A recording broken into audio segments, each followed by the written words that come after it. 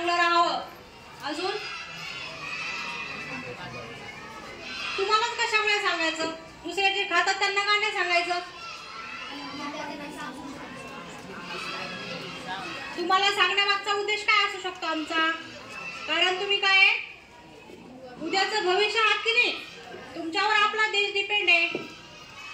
तुमच्यावर आपलं राज्य, आपलं महाराष्ट्र तुम्ही जर चांगलं काम केलं, तुम्ही निर्व्यसनी राहिलात तर आपल्या देशाचं कल्याण होणार की नाही?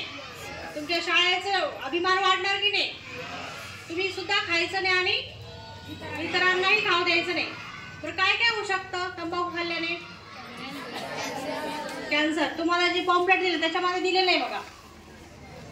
काय काय होऊ शकतं? तोंडाचा कॅन्सर, टीबी, हृदयरोग, यकृताचा आजार, लकवा, मधुमेह, पुरुषांमध्ये नपुंसकता. इकडे बघा आता सगळ्यांनी. आपल्या शरीराची सुरुवात कुठून होते? डोक्याच्या केसापासून ते शेवटच्या पायाच्या नखापर्यंत. बरोबर आहे ना? मग जो कोणी तंबाखू खातो त्याला काय होतं? त्याच्या डोक्याच्या केसापासून त्याच्या पूर्ण शरीराला त्याचे इजा पोहोचते. पूर्ण जेवढे अवयव त्याच्या शरीरामध्ये तेवढ्या शरीरावर त्याचा दुष्परिणाम त्याला दिसून येतो. मग केसाचं काय होऊ शकतं? केस पांढरे होतात, केस गळतात, डोकं सारखं दुखायला लागतं, डोळ्याची दृष्टी कमी होते, श्वास घेतो आपण नाकानं, आपल्या श्वास घेण्याची क्षमता कमी होते, कुठल्याही फुलाचा वगैरे कशाचा वास असेल ती घेण्याची आपली क्षमता कमी होते. तोंडाचं कॅन्सर माहिती सगळ्यांना? कॅन्सर होऊ शकतो. आता एखादा माणूस तंबाखू खातच नाही, कुठलाच व्यसन नाही त्याला, मग त्याचं काय होतंय? 4 बोट त्याच्या तोंडामध्ये जातात सरळ. आणि जो कोणी व्यसन करतो खूप वर्षापासून, तंबाखू खाते, गुटखा खाते, बरेच वर्ष खाते, प्रमाण पण त्याचं जास्त आहे खाण्याचं, त्याचं काय होतं? हळूहळू तोंड बंद व्हायला लागतं. म्हणजे नॉर्मल व्यक्तीची 4 बोटं तोंडात जाऊ शकतात, पण जो व्यसन करतो त्याचं काय होतं? 3 बोटं, 2 बोटं, नंतर 1 बोट, नंतर काय होतं? तोंड पूर्ण बंद होऊन जातं. त्याला काय होतात? Mucus fibrosis. म्हणजे काय होतं? तोंड बंद होतं. मग त्याला काय करतात? नळीद्वारे त्याच्या तोंडात अन्न द्यावं लागतं. अशी वेळ आपल्यावर येऊ द्यायची का? आपल्याला आपल्या घरच्यावर येऊ द्यायची का? त्याच्यानंतर अजून काय होऊ शकतं? पुन्हा एक बघायचं, कॅन्सरचं जर लक्षण असेल, म्हणजे कसं ओळखायचं तुम्ही याला कॅन्सर होऊ शकतो बाबा, हा तंबाखू खाते खूप वर्षापासून, मग कसं ओळखणार? त्याच्या तोंडामध्ये लाल किंवा पांढरा चट्टा असेल, बघायचं, सारखं तोंडात येत असेल, तोंडामध्ये लाल किंवा पांढरा असं आरशामध्ये तुम्ही बघू शकता, बघायला लावू शकता एखाद्याला. चट्टा असेल तर त्याचं ते पूर्व लक्षण असतं, कॅन्सर होण्याची पूर्व तयारी असते ती. अजून घशाचा कॅन्सर पण होऊ शकतो ना, फुफ्फुसाचा कॅन्सर होऊ शकतो, पोटामध्ये सारखं पोट दुखतं, सारखं पोटामध्ये अल्सर होऊ शकतो. गँग्रीन माहितीये का तुम्हाला? पायाला गँग्रीन होतं बघा, माहितीये? एखादी जखम झाली ना पायाला, ती त्या व्यसनामुळे ज्या शरीरामध्ये निकोटीन जातं ती भरूनच येत नाही, तो पाय पूर्ण चढून जातो, ती जखम वाढत जाते पण भरून येत नाही. मग त्यावेळेस उपाय काय? फक्त तो पाय शरीरापासून कापून टाकणे, हा तेवढा एकच उपाय त्याच्यावर असतो. गँग्रीनवर पोट काळे पडतात त्याच्यामध्ये. अशी वेळ आपल्याला येऊ द्यायची का? तुमच्या घरी खातं का कोणी तंबाखू गुटखा? आजी आजोबा, शेजारचे आजी आजोबा, बरं एखादा खात असेल, तुम्ही म्हणताल एखादी आमची शेजारची एक आजी आजोबा आहे, खूप वर्ष झालं खातात तंबाखू, त्यांना काहीच झालं, कॅन्सर नाही झालं, काहीच झालं, कसं काय नाही झालं? प्रश्न पडला असेल ना तुम्हाला. म्हातारे लोक किती वर्षापासून तंबाखू खातात, काही झालं का त्यांना? कॅन्सर झाला का? दुसरा काही आजार झाला का? कशामुळे नाही झाला? कारण त्यांची दिनचर्या आणि आपली दिनचर्या याच्यामध्ये फरक आहे. नाही, त्यांचं दैनंदिन जीवन कसं होतं सुरुवातीचं, आपलं आत्ता कसं आहे, ते काय खायचे जेवणामध्ये? ज्वारीची भाकरी खायचे, अजून नाचणीची भाकरी खायचे, पालेभाज्या खायचे. आपण खातो का?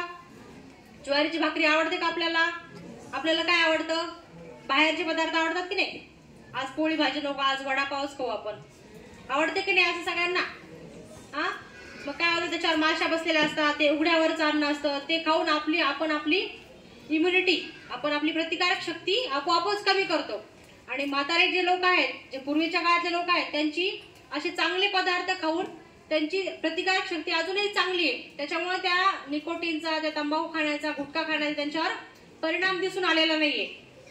आणि आपल्याला काय होतं, लवकरच प्रादुर्भाव. तुम्ही बघता एखाद्या 20 वर्षाचा 25 वर्षाचा मुलगा असेल त्याला लगेच कॅन्सर झालेला असतो.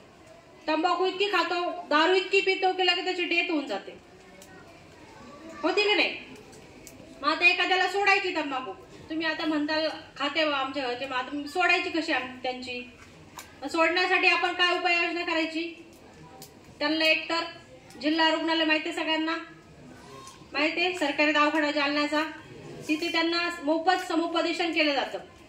पुन्हा ग्रामीण रुग्णालय माहिती परतूरचं, सरकारी दवाखाना परतूरचा, तिथे पण तुम्हाला मोफत समुपदेशन त्याद्वारे केलं जाऊ शकतं. तुम्हाला जर लाज वाटत असेल एखाद्याला की बाबा मी आता जाऊन कसं सांगू त्याला मी खातो म्हणून मला सोडायची, तर आपल्याकडे एक टोल फ्री नंबर पण आहे 1000112356. ह्या टोल फ्री नंबर, तुम्हाला जे पॅम्पलेट दिले त्याच्यावर पण टोल फ्री नंबर दिलेला आहे. त्याच्यावर त्यांनी फोन लावायचा, तिथून त्यांना समुपदेशन ते पण केलं जातं. यानंतर खाणार का कोणी? कुणाला खाऊ देणार का? तुम्हाला कोणी पॅकेट आणायला सांगितलं, जा दुकानावर जाऊन तंबाखूचं पॅकेट घेऊन ये, दुकानावर जाऊन गुटखा घेऊन ये, आणणार का? जे सांगतं त्याच्यावरही दंड होऊ शकतो. कोटपा कायदा, cigarette and other tobacco product act 2003, ह्या ऍक्टद्वारे, ह्या कायद्याद्वारे त्यांच्यावर गुन्हा दाखल होऊ शकतो. कोणावर? जो तुम्हाला सांगतो आणि जो दुकानदार विकतो. तुमच्या शाळेच्या परिसरामध्ये पण कुठेही 200 मीटर 100 मीटरच्या आतमध्ये कुठलंही तंबाखू विकणाऱ्याचं दुकान नसायला पाहिजे, हे त्या कायद्यामध्ये दिलेलं आहे. त्याच्यावर त्याला दंड होऊ शकतो. जो कोणी आता तुमच्या शाळेचं ठिकाण आहे, जो कोणी शिक्षक, विद्यार्थी, नवीन येणारा व्यक्ती हा शाळेचं ठिकाण आहे तिथे थुंकला तर मुख्याध्यापक त्याच्यावर 200 रुपयापर्यंत दंडाची कारवाई करू शकतात. कुठल्याही सार्वजनिक ठिकाण, बस स्टँड असो, रेल्वे स्टेशन असो, शाळा असो, तिथे त्यांना तिथल्या अधिकाऱ्यांना ती परमिशन असते त्यांच्यावर दंड करण्याची. मग आता कोणी खाणार का? खाऊ देणार का? त्यासाठी काय करायचं, आपल्याला एक तंबाखू मुक्तीची शपथ घ्यायची. म्हणजे मी खाणार नाही आणि कुणाला खाऊही देणार नाही. शपथ घेऊ. सगळ्यांनी फक्त जागेवर उभं राहायचंय.